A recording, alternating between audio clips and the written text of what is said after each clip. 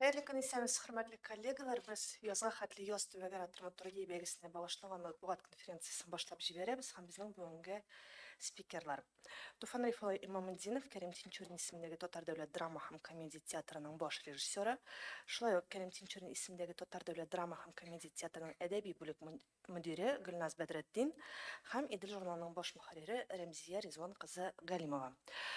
Туфан Рифович, иң беренче булып сүз сезгә яңа проект ни өчен нәкъ менә аңа тотынырга булдыгыз? Хәерле көннәр. Ни өчен тотынырга, без яшьләр белән эшләргә тырышабыз. Драматурглар белән дә, яшәүче драматурглар белән дә эшләргә тырышабыз инде. Яшь сценографлар белән эшләргә һәм яшь рәссамнар, костюм буенча рәссамнар белән инде. Шуңа күрә хәзерге вакытта милли телдә эшләргә, язырга авыррак дип уйлыйм, чөнки татар теле бөтен глобальләшкән чорда татар телендә сөйләшергә һәм язырга, уйларга авыррак минемчә. Шуңа күрә яшьләргә юл бирергә кирәк, аларга шундый яңа ниндидер фикерләр татар телендә булса, ниндидер яңа идеялар, яңа сюжетлар, минемчә ул куелырга тиеш, ул өстәл астына язарга тиеш түгел. Шуңа күрә аларның белән яшь драматурглар белән эшләргә кирәк дип уйлыйм инде. Алайса шундый сорау, гомумән, яшь драматургларга бүгенге көндә кытлык зурмы һәм менә уртача драматургларның яше нинди бүгенге көндә? Уртача 50+. Һәрхәлдә яшь түгел. Бик тә яшь түгел. Юк, миңа закламый 40, мин хәзер аңладым, алар яшь икән. 50+. Чагыштырмача. Ничә яшьтән драматурглар карт булып санала алайса? 70+. Аңлашылды, рәхмәт. Ул хакта дәвам итмәк. Гөлназ, белүемчә, бу гомумән синең идеяң. Ни өчен нәкъ менә шушы юнәлешне алырга булдыгыз һәм менә әлеге бәйгенең бит инде ниндидер этаплары бар. Шулар хакында сөйләп китсәң иде. Хәерле көннәр. Идея нәрсәдән барлыкка килде? Хәзерге замана шундый тиз үзгәрә. Яңа трендлар барлыкка килә, яңа ниндидер юнәлешләр. Менә Туфан әйткән 50+ драматурглар, алар күп очракта яшьләрне нәрсә борчый, алар алдында нинди проблемалар торганын белеп тә бетерми. Алар гына түгел, без хәтта инде без дә белеп бетермибез. Яшьләр үзләре генә белә, аларга нәрсә кызык, нинди форматлар кызык. Шуңа күрә без яшьләрнең үзләренә сүз бирергә булдык. Һәм икенче мәсьәлә,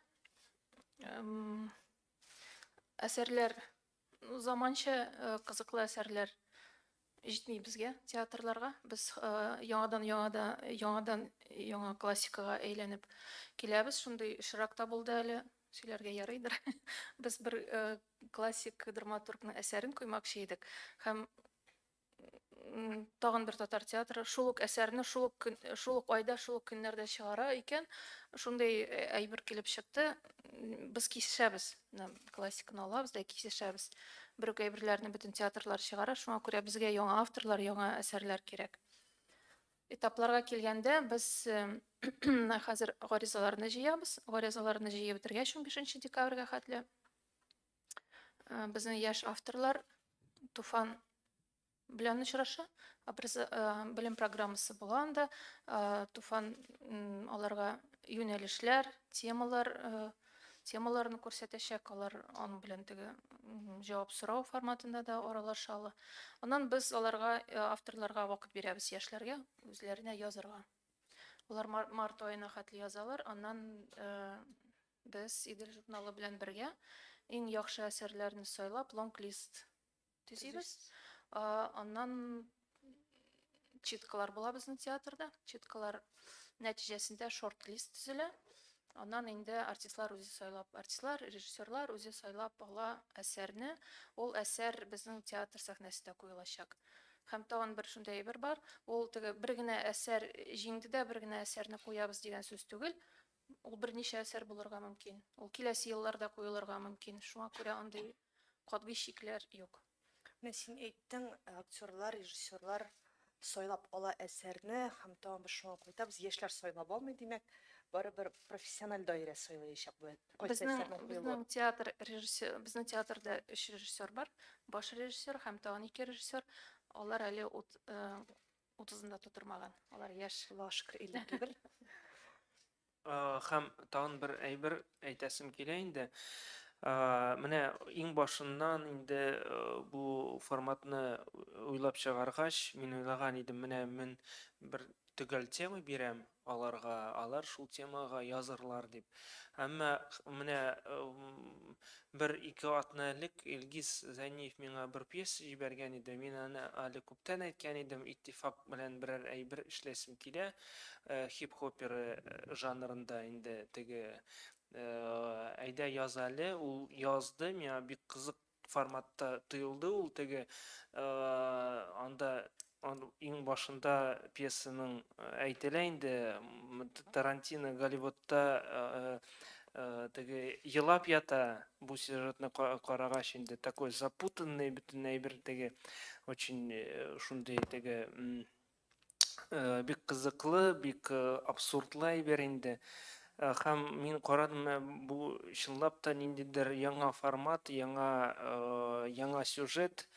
Менә шундый сюжетлар безгә кирәк дип уйладым. Шуңа күрә менә мин иң башында менә драматурглардан үзем сорыйсым килә, сез нинди сюжетка нинди сюжет, нинди темага пьесаны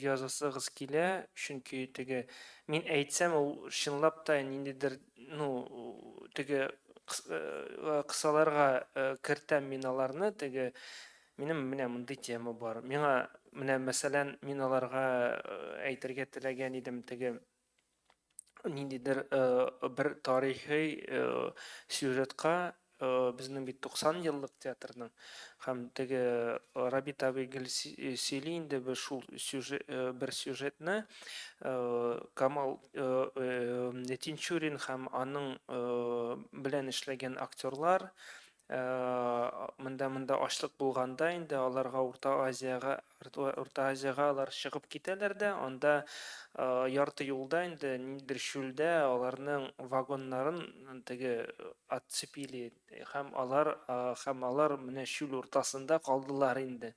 Менә монда Тинчурин актерлары һәм Тинчурин труппасы инде шундый передовой труппа булган иде шул чакта инде. Һәм теге иң яхшы уйнаучы актерлар һәм менә гомумән әйткәндә татар театр дөньясы ул ниндидер чүл уртасында калды һәм кайда барырга, менә бу яккамы, шул яккамы, теге ниндидер перепутьеда калдылар инде алар.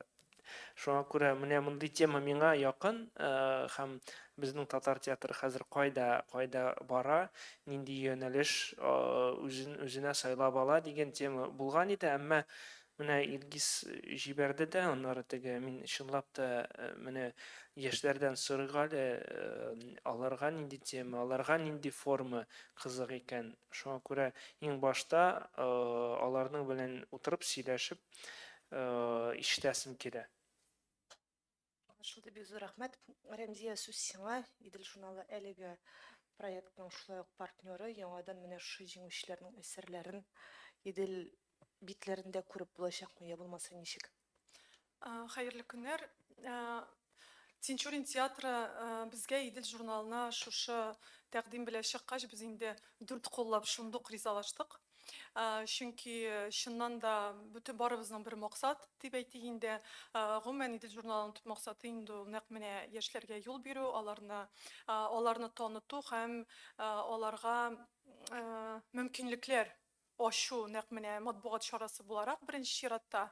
Һәм инде мин монда үзебезне ничек күрәм, чөнки бүгенге талантлы, сәләтле яшьләр күп. Менә Туфан да бик дөрес әйтте. Теге үзе генә яза торган, беркемгә дә күрсәтмим дигән, әйме, ниндидер пьесалар аларның инде әзер ниндидер әсәрләре булырга мөмкин. Әмма инде аларда булырга мөмкин ниндидер шундый курку.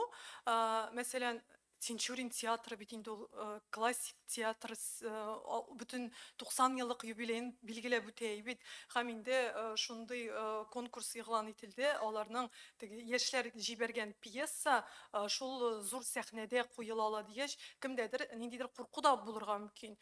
Минем әсәрне кабул итерләрме инде, минем әсәрем ярармы инде дип. Һәм без менә Идел журналы монда миңа калса, нәкъ менә шул мөһим максатны башкара ниндидер күпер. Сез курыкмагыз. Сез курыкмагыз. Сезнең теге әсәрләрегезнең барысы да инде безнең танылган шу режиссерлар кулына эләгәчәк, аларны укыячаклар. Һәм әлбәттә без теге яшьләрне танытуга, аларны ачуга инде шул рәвешле үз өлешебезне кертәбез. Һәм инде нәкъ менә шушы пресс-конференциядә минем инде яшьләрне чакырасы килә. Нәкъ менә әгәр сезнең шундый әсәрләрегез булса, язасы килеп йөргәнегез булса, хәзер сезнең шундый максат, шундый мөмкинлегегез бар. Инде менә безгә Идел журналына килде 3 заявка безнең аша бирүчеләр, һәм инде әлбәттә араларында бар шулай нәкъ менә шулай дип әйтүчеләр. Анда минем пьесам ярар микән соң? Ул бит инде менә мин яза башлаган бар, ул бит гадиерәк инде. Менә шулай дип әйтәбез, җибәрегез. Сез җибәрегез, аны укыячаклар, караячаклар, сезнең исем фамилиягыз анда күренәчәк. Һәм инде ул аларга чыннан да зур мәртәбә. Һәм әлбәттә алар арасыннан шундый искиткеч зур, бәлки киләчәктә чыгар драматурглар да, кем белә. Шуңа күрә инде без бу эшкә бик шулай теләп алындык.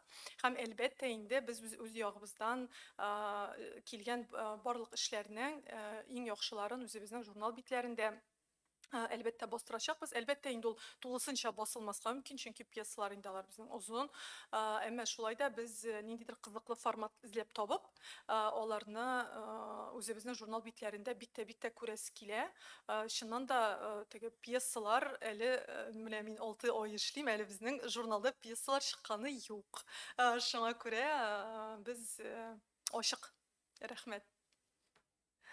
Тагы бер сорау гына бирәм. Бу гомумән спикерларга кайсыгыз җавап бирәсен үзегез хәл итегез. Әдәби бәйгеләр бүгенге көндә бар юк түгел һәм шул исәптән драматургия белән бәйле гомумән шагыйрьләрне, прозаикларны, драматургларны барлай торган, чөнки проза драма әсәре язу ул бик авыр. Аны хәтта дөрес итеп менә формага салу да ул аерым бер тема. Шуңа күрә сез нигездә кемнәрне көтәсез? Өр-яңа яза башлаган кешеләрнеме, я булмаса инде башка әдәби бәйгеләрдә танылып, чыннан да анда урыннар алып, теге бераз гына күпмедер дәрәҗәдә телен чорлаган һәм язарга инде өйрәнеп киткән ниндидер бәлки аерым исемнәрегез дә, исемлегегез дә бардыр. Менә шулардан драматурглар чыгарый дип уйлыйбыз дигән.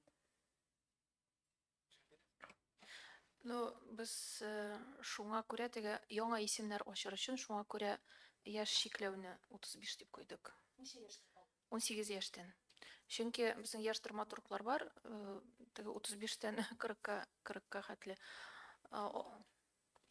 Ну, яшьләрне әйтәм, өметле яшьләрне, булган драматургларны әйтмим, чөнки берәрсен төшереп калдырсам үпкәләрләр. Менә мин өметле дип уйлыйм, Зөләйха Камалова, Лилия Низамова, Алсу Мансурова менә монда утыра. Миләүшә Гафурова, Булат Минкин, Айдар Әхмәдиев менә. Нигездә барысы да татар аудиториясына таныш исемнәр инде. Булар теге Юк, бу- яза торган, актив рәвештә яза торган егетләр, кызлар. Узкий даирәгә Әйе, билгеле булган. билгеле бер даирә. Һәрхәлдә бу даирәдә әлеге исемнәрне нигездә беләр. Бик зур рәхмәт. Хөрмәтле коллегалар, сезнең сорауларга күчик.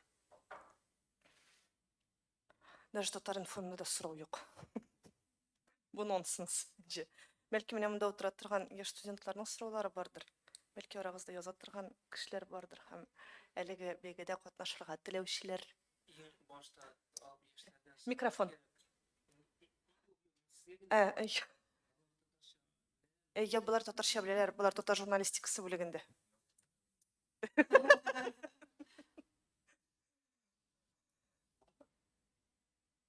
Тағы бір минем генә сорау туды. Менә театрлар күп иш инде алар. Мәсәлән, яшь тамашачы театры бар. Ә менә Тинчурин театрына процент ягына нинде булса статистика алып барыламы? Менә сез бит инде 18 яшьтән алып 35 яшькә хәтле дидегез. Менә шул яшь аралыгындагы тамашачы якынча ничә процентны тәшкил итә сезнең спектакльләрдә?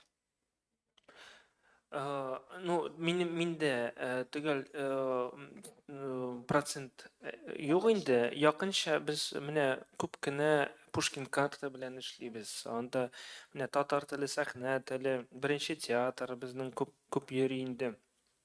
Менә шуңа күрә тылсымлы арена, шуңа күрә без бер 20-25% ул тәшкил итәдер дип уйлыйм, чөнки теге бик күп йөрибез. Әмма аңларга кирәк, чөнки теге ДКларда, мәктәпләрдә ул шундый зур зал түгел, безнеке шикелле инде. Шуңа күрә менә бер 25% була дип уйлыйм. Ул минемчә теге без тюз түгел бит инде, дә. Шуңа күрә минемчә ул теге бик уже күп процент инде безнеңчә. Җитәрлек әй. Мин өстәп кенә әйтәм, ул сахна татар теле, сәхнә теле дигән спектакль, ул спектакль дәрес, ул татар театрларында беренче тапкыр куелды андый форматта. Ул инде Казанда булган бөтен татар мәктәпләренә йөреп чыккандыр, Чувашиягә хәтле бардылар алар. Гастрольләр белән Чувашиянең татар авылларының татар мәктәпләрендә чыгыш ясап кайттылар. Һәм яңадан әлеге бәйгегә кайтканда, ул төбәк ара дип куелган. Димәк, монда кемнәр яшь 18 яшьтән алып 35 яшькә хәтле кайсы телдә язучы һәм кайсы төбәктә яшәвенә карамастан катнаша аламы? Татар телендә язучы, һәрбер теләүче язучы, яшь язучы катнаша ала. Аңлашылды. Гаризаларны кайда бирергә мөмкин? Декабрьнең 15-нә хәтле дидегез, ялгышмасам, монда бер атна гына вакыт калды. Безнең нигезнәмә положение ул Идел журналында чыкты, Идел журналы сайтында, безнең Тинчурин театр сайтында чыкты. Анда электрон почталар, телефоннар күрсәтелгән. Демәк, кирәкле форманы тутырып, менә шушы электрон почтага гаризаны һәм безнең бер сорау бар, микрофонны кабызып. Сәрмесез, бу бәйгедә җиңгән кеше спектакльне куйган вакытта костюмны булса да катнаша алачакмы, әмма ул нәтиҗәне генә күрәчәк. Яшь драматург булгач инде ул теге аның пьесаның кимчелекләре була инде. Минемчә теге безнең Татарстанда шундый институтлар да юк, кайда менә профессионал драматургларны тәрбия бирүче инде. Менә шуңа күрә анда режиссер белән бергә ниндидер әйберләрне үзгәртергә дә туры килер дип уйлыйм. Шуңа күрә драматург монда кирәк булачак. Менә без бергәләп эшлибез дип уйлыйм инде. Автор үзе нидә булса төзәтмәләр кертергә, менә шушы процесста катнашачакмы спектакльне кую процессында? Минемчә теге кую процессында катнашыр өчен белем булырга тиеш. Теге режиссер белеме булса, аның ул катнаша ала, чөнки драматург бит театр өчен яза, әмма театрның үз законнары бар. Актер белән эшләү инде, драматургия, сәхнә законнары, темпоритм дигән әйбер бар инде, мизансцена дигән әйбер бар. Бөтен әйберне аңласа, бөтен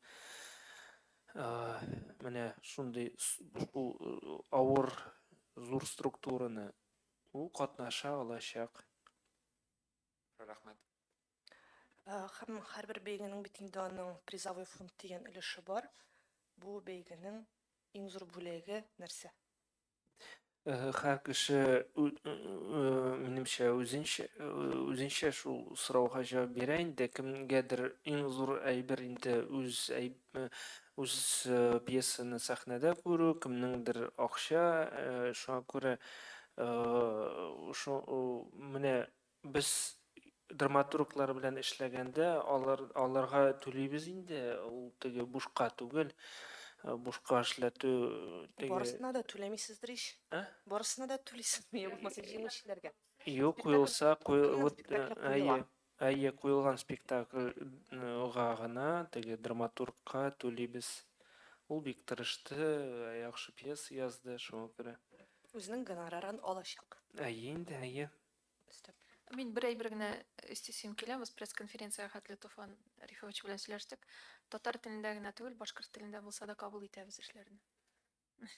Димәк, әгәр дә башкорт телендәге әсәр җиңә икән, Тинчурин театры башкорт телендә башкорт телендә язылса да татар телендә куясыз.